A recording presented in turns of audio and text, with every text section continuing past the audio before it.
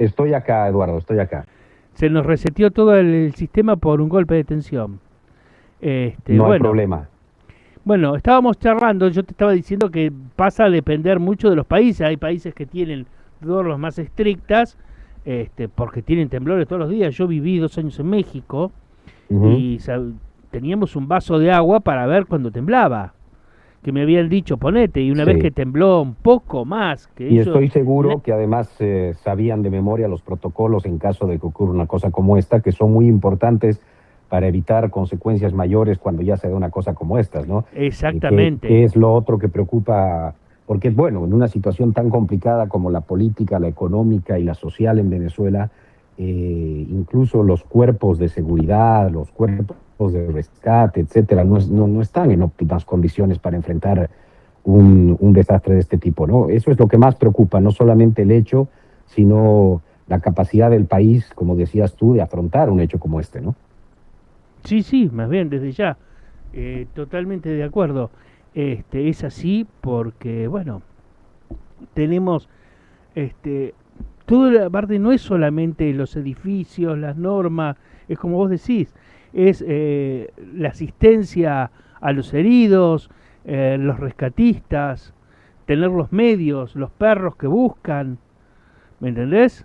Absolutamente, y Eso además las es condiciones, complejo, es muy complejo. las condiciones, seguramente va a haber, más allá de las construcciones que han colapsado, seguramente va a haber algunas otras que quizá no hayan caído, pero que hay que revisar sus condiciones para que la gente vuelva a habitarlas. Y toda esa gente va a tener que estar en las próximas horas o quizá días en algún lugar habilitado para que duerman ahí, para que estén ahí. Y obviamente, ojalá existan instalaciones de ese tipo, exista la capacidad del actual régimen de cubrir esas necesidades, ¿no?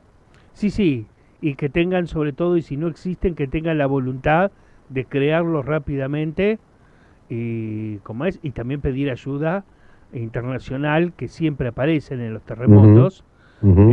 Yo me acuerdo mucho en México en el 95, que fueron de todas partes, por ejemplo, por como mencionar uno, para poder tapar los baches que puedan tener las autoridades, ¿viste? Sobre ese tema. Ujú. Eso Bueno, es, ahí ya pasamos un poco al análisis, si quieres, más político de lo que está pasando allá.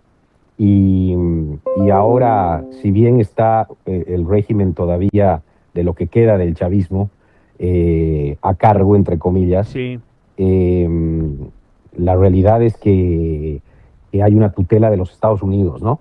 sí, Y eso lo sí, hemos estado viendo en las últimas semanas, de no solamente en la toma de decisiones políticas, sino también en el manejo económico del país. Y digo esto, obviamente, sin desconectar de lo que estamos hablando, de la grave situación que está enfrentando ahora Venezuela por este terremoto, porque yo creo que ahí sí puede haber, a diferencia de antes de la salida de Maduro del poder, puede haber una acción más directa, si quieres, de la comunidad internacional, incluso de los Estados Unidos, para ayudar a los venezolanos exactamente, en este no, no, momento, por ¿no? supuesto, eso seguro que va a ser mejor, desde ya. ¿Y cómo vos ves las futuras elecciones? ¿Qué está haciendo María Corina? Sí, bueno, después del 3 de enero, cuando los Estados Unidos captura a Maduro y a su esposa, ustedes saben que la decisión ha sido mantener lo que te decía, lo que queda del régimen chavista, eh, obviamente con otro color de remera ahora, porque se han olvidado de Chávez, se han olvidado de Maduro, se han olvidado del rojo de su partido, y básicamente están bajo tutela de lo que los Estados Unidos está decidiendo. Digo esto porque los Estados Unidos ha anunciado tres fases para Venezuela. La Sí, primera era justamente la fase de la estabilización del país, que creo que es una fase que ya se ha cumplido, ¿no? En términos, cuando pasa algo como lo de Maduro, no se sabe qué va a pasar al día siguiente en el país, si va a haber violencia, si van a haber grupos armados, si va a haber algún tipo de rebelión, y no ha habido un control muy claro y muy concreto de la seguridad y de la estabilidad del país. Hay una fase 2 que creo que es en el momento en el que estamos en este momento, que es la de la estabilidad económica, que es sin duda, y hay que hablarlo así transparentemente, el principal interés de los Estados Unidos, sobre todo en relación al petróleo. y esa fase se está cumpliendo a cabalidad. Hoy día el Banco Interamericano de Desarrollo, por ejemplo, ha anunciado que retomaba formalmente su relación con Venezuela después de muchos años. El Fondo Monetario también ha anunciado que está trabajando en una reestructuración de la deuda, que dicho sea de paso, Dardo, hoy día el Financial Times hacía un cálculo y decía que la deuda de Venezuela que debe reestructurarse es de 240.000 millones de dólares. Ni siquiera la deuda que se reestructuró en Grecia fue de esa magnitud. O sea, sería la reestructuración de la deuda más grande en la historia que conozcamos en cualquier parte del mundo. Esa es la fase 2, es una estabilización económica que la estamos viviendo y que es el objetivo principal en este momento de los Estados Unidos y de quienes están en el régimen en Venezuela en este momento.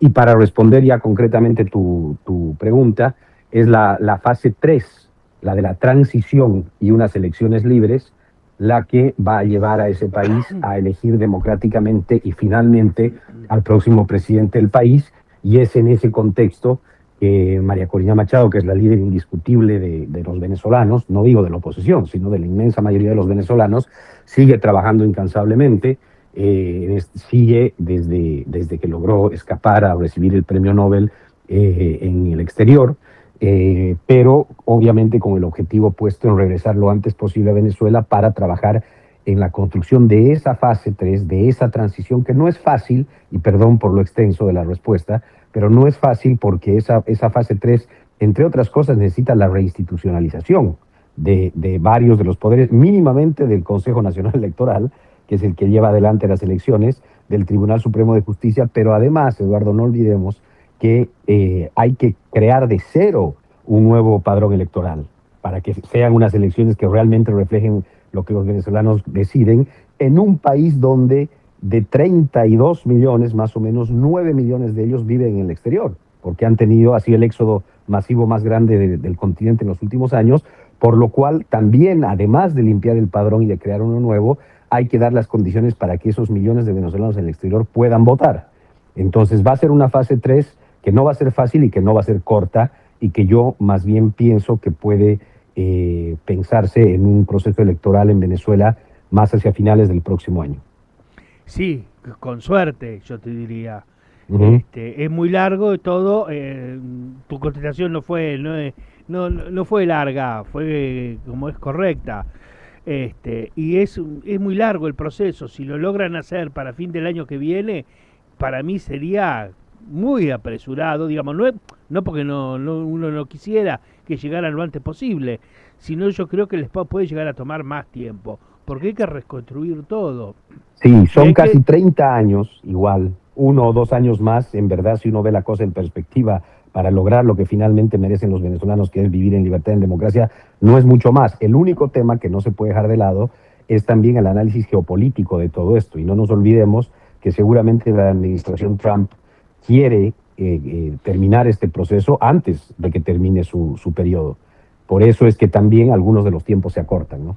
bueno, si todo lo que se acorte y se pueda llegar a ¿cómo es? Una fase democrática, bienvenido sea. Ahora, lo único peligroso de hacerlo mal es que cuando venga esa fase democrática, un montón de grupos le van a ir a exigir al presidente un montón de cosas postergadas. Y a lo mejor Seguro, no van a seguro. poderse dar todas esas cosas ¿Cómo postergadas, sino pasa? se van a empezar a tener que solucionar con tiempo y esfuerzo.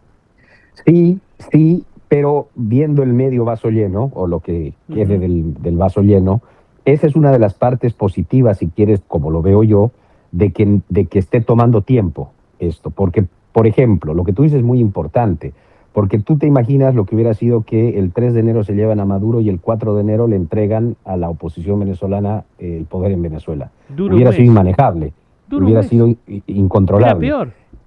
Entonces, esa es la buena noticia, entre comillas, de que Y esto esté sí, es tomando su así. tiempo y de las fases, porque seguramente dentro de meses, cuando se dé esa elección y venga un próximo gobierno, no va a ser la Venezuela de principios de este año, ni siquiera la Venezuela actual, porque va a ser una Venezuela con estabilidad en seguridad, con estabilidad en las instituciones y con algo de estabilidad económica. por lo menos. Entonces, esa es la buena noticia de que algunas cosas se estén ordenando antes de que se dé esa transición hacia un próximo gobierno. Bueno, eso es una gran noticia, porque es necesario ordenar todo eso para que la democracia triunfe y se afiance, porque si no, no lo van a lograr, y las postergaciones de los demás grupos que no van a poder, que van a esperar, y si no se puede y se empieza eso a minar de vuelta a la democracia. A No, ver, pero además lo que dices, además tiene que ver con algo que es una realidad, que estos grupos de izquierda, lo que en algún momento ha sido el socialismo del siglo XXI, ¿no? sí, El chavismo regional, son pésimos para gobernar, pero son muy buenos para sabotear a otros gobiernos cuando pierden. Lo estamos viendo en Bolivia en las últimas semanas, por ejemplo. Entonces, y eso va a seguir existiendo, ya sea hoy, ya sea mañana o sea el próximo año. Y ese es uno de los problemas, porque ante ya la crítica realidad económica y social que enfrenta cualquiera de estos países, mucho más Venezuela después de 30 años de destrucción, de paso grupos que pretendan sabotear a un nuevo gobierno, obviamente pueden generar mucha inestabilidad e incertidumbre, ¿no? no, desde ya ellos están muy acostumbrados a trabajar desde la oposición y a minar el camino para poder llegar ellos. Entonces ellos no buscan, a ver, los grupos normalmente de izquierda, el comunismo, no busca que ese país progrese, busca que la internacional triunfe. Entonces no les importa Absolutamente. liquidar Y un además, país no se, para ellos estar mejor en otro. absolutamente, y además tampoco sería primera vez, lo hemos visto incluso en otros países de la región donde han tenido éxito, incluso habiendo perdido el poder, en retornar muy pronto a este por haber hecho justamente este sabotaje desde la oposición, ¿no? Lo hemos visto en algunos países, lo hemos visto en la propia Bolivia cuando hubo el gobierno de transición en 2019, no sé si recuerdan cuando Evo Morales intentó hacer un fraude y fue desalojado del poder, pero volvió su delfín pocos meses después.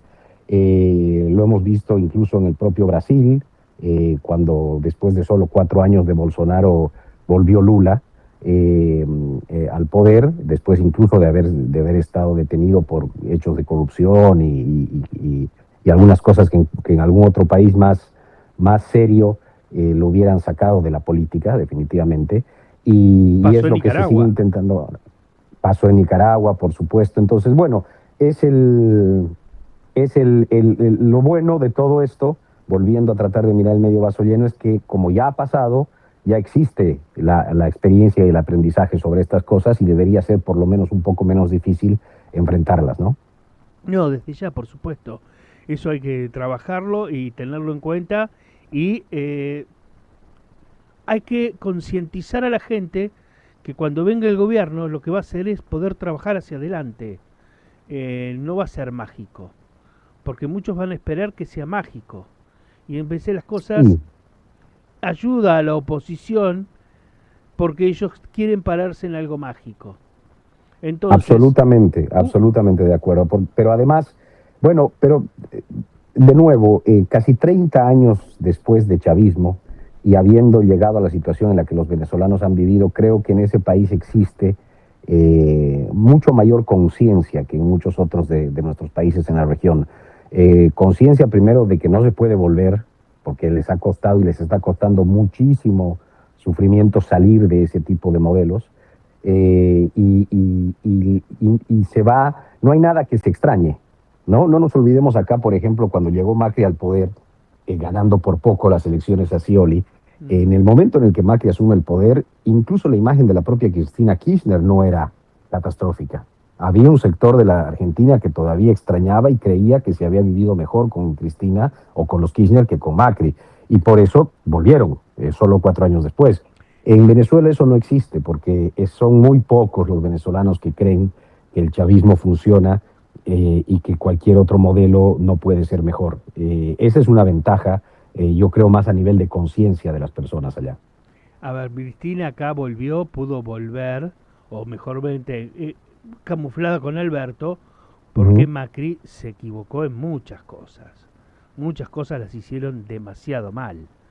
Eh, La deuda se fue, hay 60.000 millones de dólares, 68.000 millones de VAX, que estaban drenando todo el dinero de, ¿cómo es?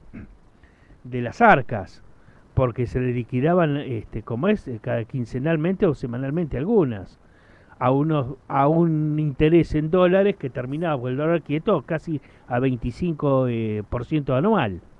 Imposible de sostener. Sí, Ese fue el sí. problema para mí de Macri, sobre No, todo, no, lo que sin duda, lo sin mató. duda. Más allá de, obviamente, los errores que se han cometido en ese periodo de gobierno, eh, la realidad es que incluso ellos mismos, yo creo que, a diferencia del actual, si quieres, no estaban tan conscientes de la amenaza que significaba lo que había sido poder tantos años en la oposición. Yo creo Esta que, gente. yo sabes que creo que no es eso. Eh, Ellos generan de vuelta que Cristina vuelva. Macri amenaza a Cristina para que vuelva, porque le convenía como enemiga. Cristina se quería ir.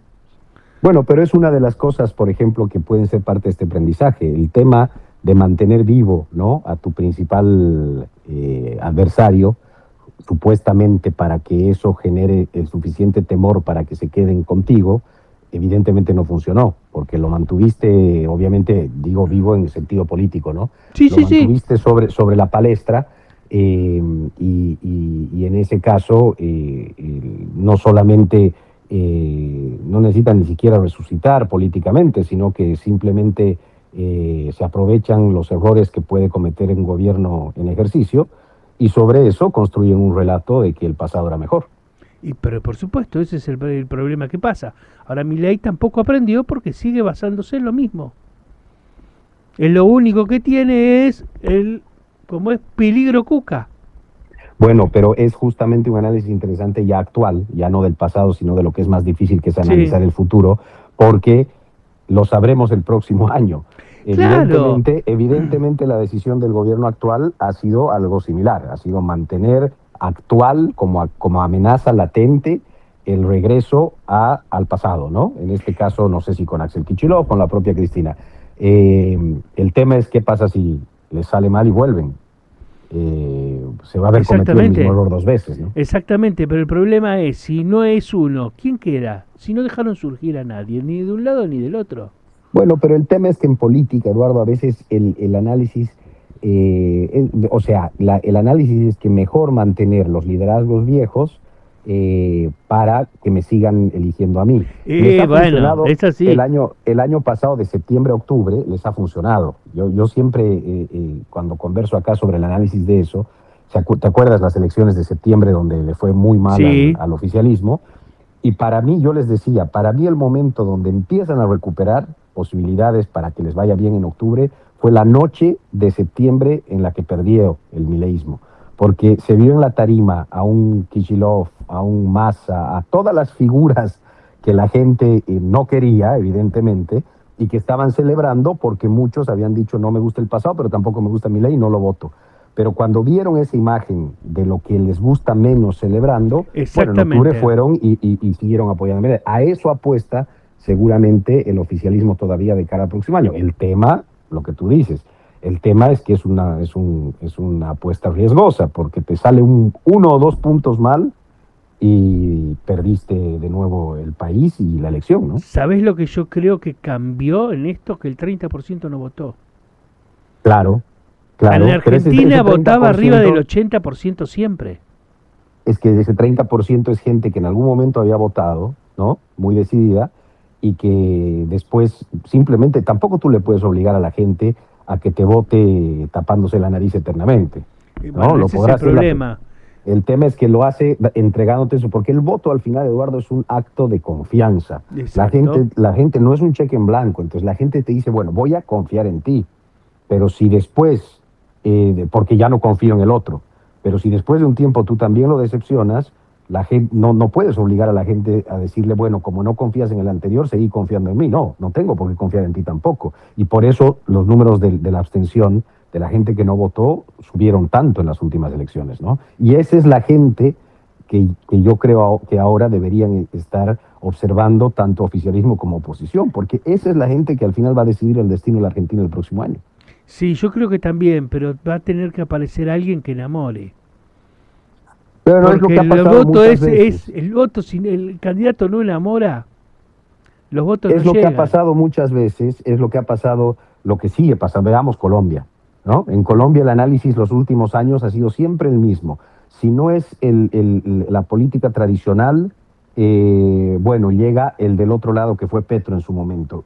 Y la política tradicional se confió y creyó en esta última elección que con Paloma Valencia, el apoyo de Álvaro Uribe, de los otros partidos tradicionales, la gente iba a decir, bueno, no quiero Petro, voy por la tradicional. Y le apareció por un lado, en el caso de Colombia por derecha, Abelardo de la Espriella, totalmente outsider, que no solamente no aceptó, sino que hizo explícito públicamente que él no quería el apoyo de ningún partido, de ningún político, de nada que huela a política, y bueno, les ganó a todos, ¿no? Evidentemente. Eso puede pasar. Ahora, me preguntas en Argentina, todavía no está pasando. No No, hay una todavía no persona aparece así. la persona. Exactamente. Pero tampoco es que estas cosas pasan 2 años antes. No, no, no, Eh, eso es 6 meses antes aparece, así de 6 golpe. meses antes y no te da tiempo ni de reaccionar cuando aparece una figura así.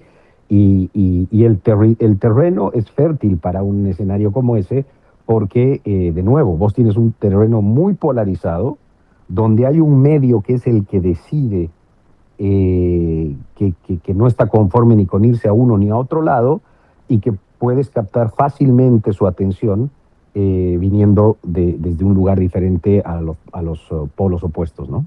Claro, yo creo que sacando el tercio como es, que no vota, lo que quedó está dividido en 4 partes, lo que vota a un lado, lo que vota al otro, y después 2 partes que no quiere a uno pero menos quiere al otro, y sucesivo, Exactamente. menos, este no quiere a A pero menos quiere a B, y este no quiere a B pero menos quiere a A. Pero se pueden Entonces, encontrar si es que aparece un E. exactamente, porque dice, bueno, no me importa, creyeron, a ver, se creyó que eso era Milei, por eso gana Milei. Milei No, vino por sin la duda, sin casta. duda. No, pero Después además vio que era un títere de la casta, era una parte de la casta, porque mi ley quedaron todos los gana, y mismos. ese es el análisis interesante, y lo mismo pasa con Del Espriella. Yo estaba viendo estos últimos días, analizando territorialmente, geográficamente, de dónde ganan, porque gana por poquito, gana por 230.000 votos. Sí, ¿Y dónde es que Del Espriella gana esta segunda vuelta?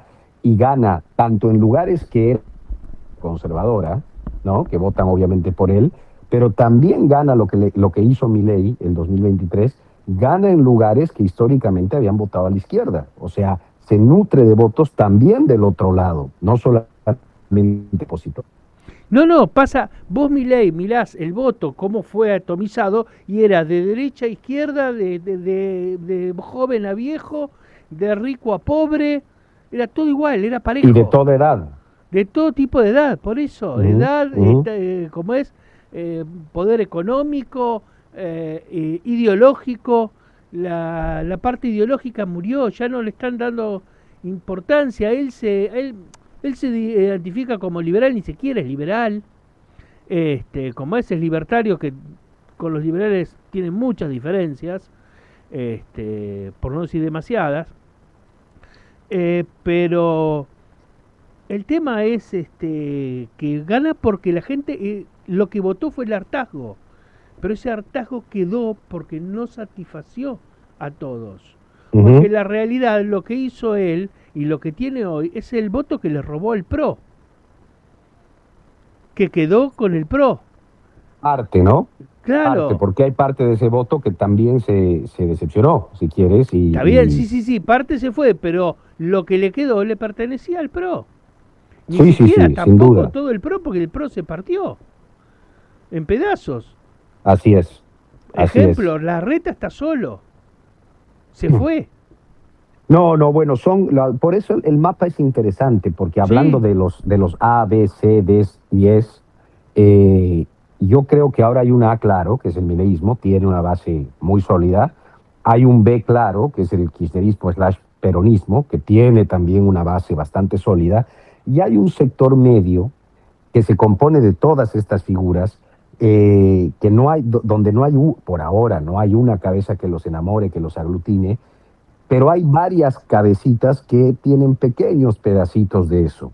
¿Qué es lo que yo creo el análisis del gobierno apunta? Que es que eso se mantenga, porque si Larreta sigue ahí, si Schiaretti sigue ahí, si Miriam Bregman sigue ahí, si incluso Macri o quien lidere el PRO participa ahí, Vicky Villarroel puede también ser ahora representar un espacio. O sea, el tema es que va a haber tanta segmentación, ¿no? de los pequeños espacios que al final los únicos que tienen opción de luchar son A y B, todavía. Es más, tienen más opción luchar como es Milei que los K. Porque todos los K, el peronismo está muy disgregado.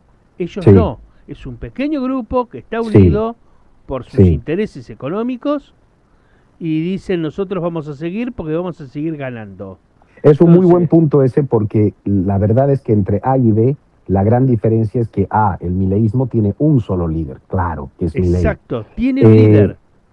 exacto. Y en el otro lado, B está fragmentado en B1, B2, B3, B4, entre los que quieren todavía que Cristina sea la líder máxima y otros que quieren que haya algún tipo de renovación, entre comillas, con Kichilov, y un tercer sector seguramente que quiere que no sea ni lo uno ni lo otro, sino una verdadera renovación. Pero todo esto al final deja una mala noticia, ya viéndolo no políticamente, sino más como análisis, que es que no permite que surjan nuevas figuras que podría ser tan importante para estos escenarios en ninguno de los sectores. Porque Exacto. el problema es que una nueva figura no tiene espacio para el crecimiento cuando los grandes líderes de estos movimientos se niegan a dejar espacios, ¿no? No, no, más bien desde ya. Saben que Cristina no va a ser, entonces ¿quién va a ser el segundo para que después cuando le digan que no puede ir a elección, pretende quedar como primero?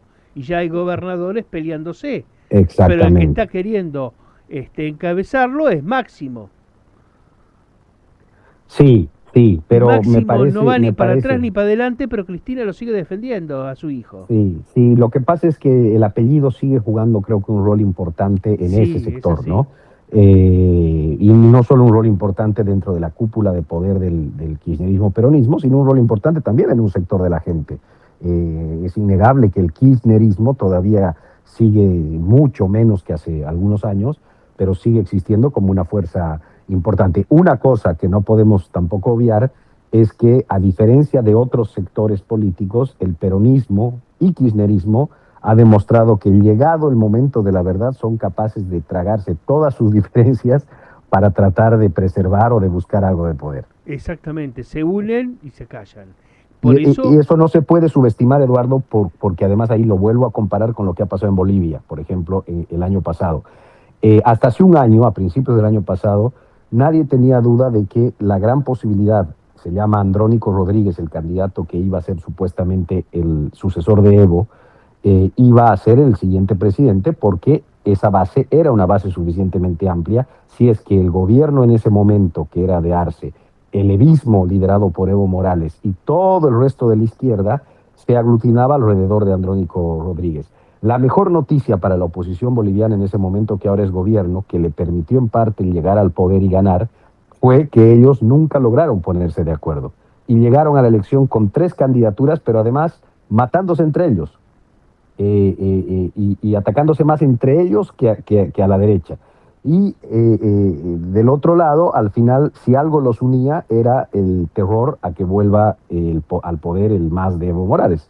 Y por eso terminaron diluidos ellos y llegando al poder Rodrigo Paz con un gobierno más democrático y más pro de la libertad, ¿no? sí, sí, siempre eso, cuando se pelean se van... Una pregunta, por si la sabes, ¿qué generó que llegara Chávez a Venezuela? ¿Qué pasó con Rafael Caldera? Mira, es interesante eso porque no hay que olvidar tampoco por qué pasan algunas. A veces uno se Yo concentra creo que tanto no en llegan cómo de solucionar. casualidad. No, no, a ver, no fue solo Rafael Caldera, fueron varios de los gobiernos anteriores, Carlos Andrés Pérez, obviamente que fueron gobiernos democráticos, fueron gobiernos que respetaban las instituciones, pero que no lograron responder a las demandas de una gran base de la gente más necesitada. Eso fue uno, ¿no? Fue muy ignorada esa base. Dos, y este es un dato que vale la pena recordar siempre. En el 98, cuando Chávez le gana la elección al candidato que representaba la política tradicional de apellido Salas Romer, Chávez le gana esa elección. No te voy a dar números muy aproximados porque no recuerdo exactamente, pero digamos que con 25%. Salas Romer saca, no sé, 18, 20%, pero la abstención fue de más del 30% en esa elección. Entonces, lo que quiero decir con esto es que Chávez aprovecha para ganarle al otro candidato de la inmensa y mayoritaria cantidad de venezolanos que estaban decepcionados de todo y que después se arrepintieron, porque si ellos votaban iban a votar mayoritariamente por Salas Romer, no por Chávez. Pero al decidir castigar a la política tradicional, permitieron que Chávez llegara al poder. Y ese ha sido uno de los motivos también por los que en una elección libre Chávez llega la primera vez a presidente de Venezuela, ¿no? Claro, no, no, desde ya. Ahora, mi pregunta es porque Caldera había puesto, yo veo en Caldera un montón de medidas muy parecidas a las impuestas por Milei, pero si estas medidas no las llevas bien, puede generar mucha despidos y desocupación en primera instancia, cosa que está pasando acá, que muchas empresas están cerrando y cada vez hay más desocupación. Entonces, sí, además Venezuela tenía y tiene, pero en ese momento por supuesto también tenía unas características que en eso sí son diferentes a la Argentina, que el 92% de sus exportaciones era petróleo y solamente el 8% del resto de su economía se dividía entre todas las demás actividades económicas que te puedes imaginar. Es decir, dependías absolutamente del petróleo. Y eso ha sido, obviamente, uno de los factores, no solamente por los que al final las reformas económicas no funcionaron de Caldera, sino también ha sido principalmente el motivo por los que después fue fácil para Chávez apoderarse. La primera medida, entre las primeras medidas importantes que toma Chávez, fue hacerse del control absoluto de PDVSA, que es la YPF de allá, porque con eso controlabas el 90% de la economía y cuando uno controla el 90% de la economía de un país, controla el país, ¿no? Sí, más la ley habilitante. No, por supuesto, todo eso, y además suerte también, porque estos tipos tienen hasta suerte en su momento. Cuando Chávez gana la elección en el 98, el barril de petróleo costaba $11. Solo un año después, cuando él ya era presidente, costaba $120, el mismo barril de petróleo. Y así el petróleo y las materias primas, ustedes recordarán, a principios de siglo se dispararon y obviamente eso le permitió hacer un gobierno de repartición, de regalos, que se terminó cuando se terminó la bonanza del petróleo, ¿no? Claro, ¿sabés qué pasa? Yo me estoy viendo muchas similitudes, porque acá Milei está concentrando todo los recursos en minería, energía y agro, pero ellos toman solamente el 9,4% claro, del empleo. Esa es la diferencia. ¿Qué pasa con el 90%? Bueno, nadie es lo tiene en cuenta. Digo, entonces tengo miedo de una similitud con Caldera y que me parezca un Chávez que no sea no sea Cristina, pero sea un delegado de lo mismo. O peor, ¿no? Claro. Tampoco no hay que confiarse porque cuando aparece este actor externo a todo, con un discurso que obviamente es populista, es demagogo, etcétera, puede aparecer por cualquier parte y tenemos varias de las experiencias en la región, ¿no? Exacto. Eduardo, yo me tengo que disculpar porque tengo un compromiso al que voy ya un poquito tarde, les había advertido para comunicar, pero por eso quería conectarme desde muy temprano en tu programa para poder conversar algún tiempo. Miguel, te agradezco muchísimo tu tiempo. Me gustaría en otro momento que vos tengas tiempo, nos avises y vengas a hablar con el mayor de gusto. Política. Me encanta hablar con vos de política, siempre te lo he dicho, y cuando tengas un tiempo, vos me avisás, no sé, querés entrar así, me lo avisás una hora antes, no importa, o si querés venir, mejor todavía, va a ser un está gusto. A tu disposición para que vengas a charlar a lo que vos tengas ganas de decir, porque realmente es un placer charlar contigo. El placer es mío, yo te agradezco siempre el espacio y ya pronto vamos a tener la oportunidad de conversar todavía con mayor profundidad. Gracias por la invitación. No, gracias a vos que hayas venido. Bueno, un abrazo. Dale, otro abrazo para ti. Bueno, hemos tenido acá a Miguel Velardes, siempre fue, como es, trabajó para uno de los colaboradores de María Corina Machado, fue el que pudo salir cuando se tuvieron que refugiar, como es, en la embajada de Argentina. Él se enteró antes y pudo salir, como es, del país, de Venezuela, y vino para acá, para Argentina, lo cual es, hemos ya charlado un montón de veces con él, es un amigo, es muy amigo de Nazareno, que había prometido entrar hoy, evidentemente no ha podido, como es, y bueno, siempre es un placer hablar de política, es un gran analista, por eso lo consultan y siempre está en todos los grandes canales cuando hay algún problema como es o quieren tomar alguna definición de Venezuela. Bueno, nosotros hoy tenemos, han pasado un montón de cosas más allá. Obviamente la gente está muy concentrada en el mundial y deja un montón de cosas y van pasando a, por ejemplo, quisieron interpelar a Dorni.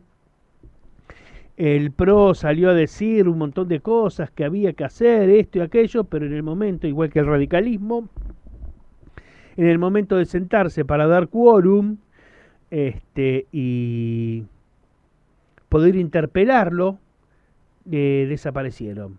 Quiere decir que salen a hablar y decir que van a hacer una cosa, que van a combatir la corrupción, pero después se callan por algo. Y del otro lado, yo he escuchado a alguna diputada con una, como es, un discurso muy bien hecho, explicando todo esto, que realmente para aplaudirla, pero terminan mezclando todo, como siempre, que yo les digo, y terminaron hablando en más de la mitad del discurso de Cristina Presa. Pero estábamos hablando de Adorni, creyendo, diciendo que la tienen presa porque podría ganar y arrasar con todas las elecciones, cosa que ya no es posible. Entonces, tampoco tenemos una oposición que se pueda oponer y pueda tener fuerza para parar lo que está mal. Lo que está bien yo no lo quiero parar. No me interesa pararlo. Porque si esto fracasa, fracasamos todos. Nos duele a todos. Es así de simple, pero hay cosas que si están mal y punto. Un corrupto es un corrupto, no me importa qué afiliación política tenga o ideológica. Es solamente un corrupto para mí.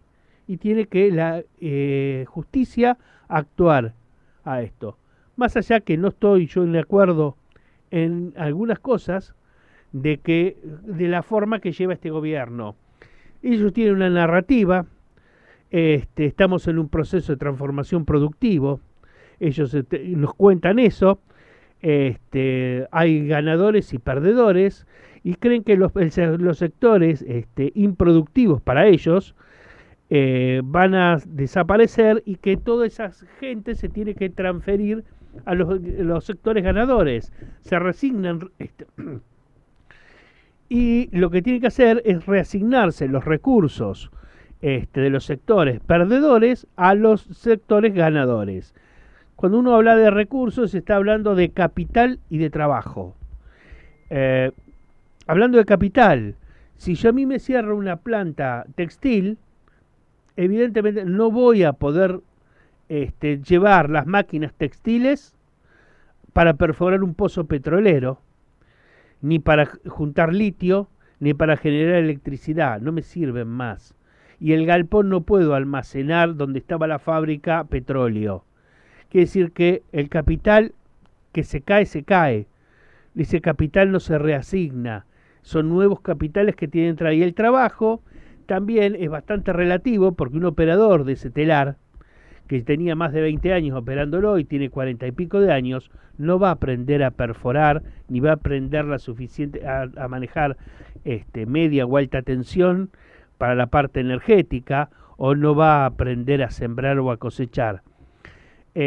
Por esa causa se caen puestos industriales, y aumenta, lo que aumentó ahora, está aumentando, es todo el rubro de transporte y restaurante. ¿Qué significa eso? Plataformas, pedido ya, Uber, gente que hace comida, y transformamos obreros especializados en cadetes o en choferes, obviamente con una calidad muy inferior a lo que tenían antes.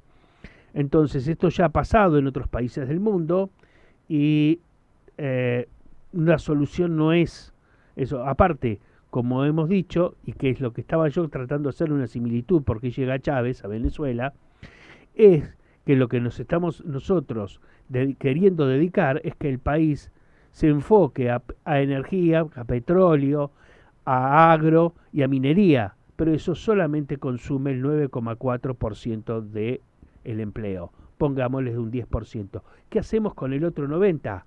El otro 90% no da para generar servicios, porque la gente que ya tiene arriba de 40 años no puede transformarse fácilmente. Un chico de 20 sí se transforma, sale de uno a uno de 30 también, pero una persona ya en 50 no tiene solución. Entonces, no podemos de un día para el otro transformar así, porque lo que hacemos, lo único que generamos es un montón de gente que queda suelta.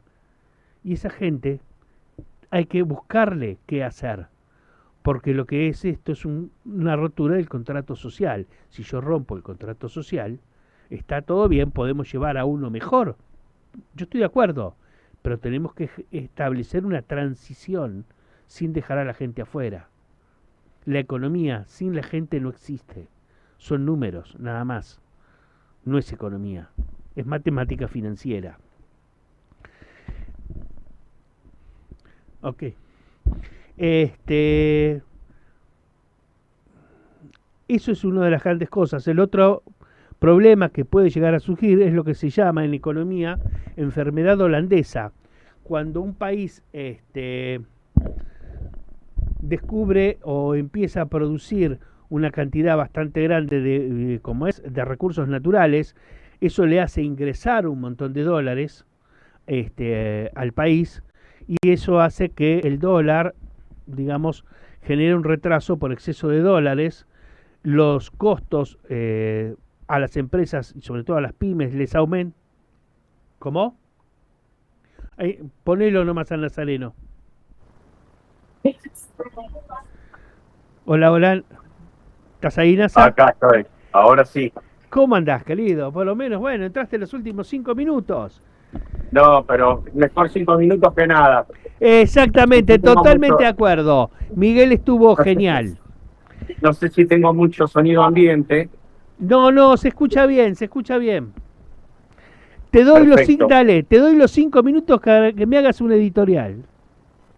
Bueno, sencillamente nuestro país ya hace varias semanas que no tiene agenda, no se habla realmente de nada. Creo que es un tema que lo hemos comentado en nuestra última edición y que finalmente quedó reducido a una agenda que es netamente sobre corrupción. El gobierno está cada vez más acorralado con el tema de Adorni, que hoy ya se discute cuál es el alcance familiar que tiene el tema.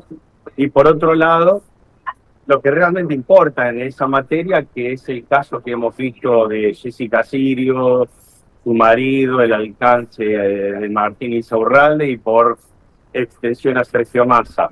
Ese realmente es un caso que tiene una entidad y una gravedad inusitada, de un corte netamente kirchnerista, y que, bueno, en este momento nos damos cuenta que se le están dando entidad a casos en Comodoro Pi que, lógicamente, como todos lo podemos estar viendo quienes seguimos el tema, llevan a nada. Sin embargo, estos casos que realmente podrían aportar algo de gran entidad, están dormidos, son causas que están pisadas, que están dormidas, y que evidentemente es un país el cual no tiene un rumbo, ni en lo económico, ni en lo político, ni en lo institucional.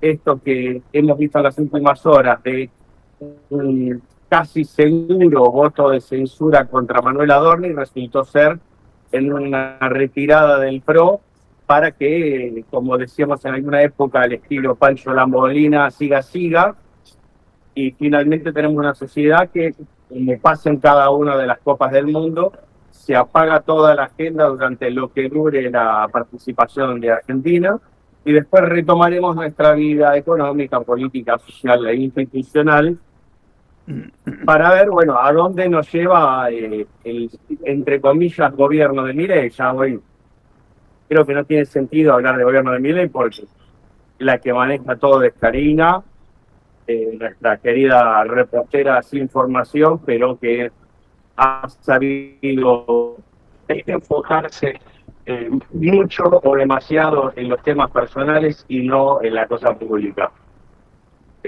Como editorial creo que es lo que te puedo aportar hoy, porque realmente hemos vivido una semana en la cual no hubo agenda. De las cuestiones económicas no se habla, seguimos aumentando la crisis de deuda, que es lo que el gobierno está tratando de tapar. Ya los casos de este aparato económico acciona cada vez más fuerte, inclusive en lo que es el costo del transporte para el trabajador, que creo que es uno de los puntos más sensibles de esta agenda, y que bueno, ahora tendremos que esperar los resultados de Argentina, acompañar a la selección, cantarle feliz cumpleaños a Messi, y bueno, esperar a que pase rápidamente la Copa para que la política se acuerde nuevamente de que hay gente que vive en nuestro país que necesita que le resuelvan los problemas. Sí, lo peor que yo vi es que el PRO, tanto los radicales como el PRO salieron a condenar a Dorni públicamente, pero el otro día no se sentaron. Entonces estamos en la misma. No hay interés en el tema Adorni. Probablemente también es una jugada política para permitir que él se siga destruyendo, y con la destrucción de Manuel la de Javier. Bueno, lo mantienen adentro del gobierno para que termine de pulverizar todo. Exactamente. Una pregunta, una cosa mejor dicho. Se nos terminó el programa. Tus últimas palabras. Vamos a Argentina, porque si no nos podemos enfocar en la agenda pública, bueno, tendremos que ocuparnos de la deportiva, y realmente los argentinos necesitamos alegría para poder huir de esta realidad que es realmente muy mala para todos. Bueno, que sea así aunque sea. Bueno, muchas gracias a todos y será hasta el próximo miércoles. Un abrazo grande.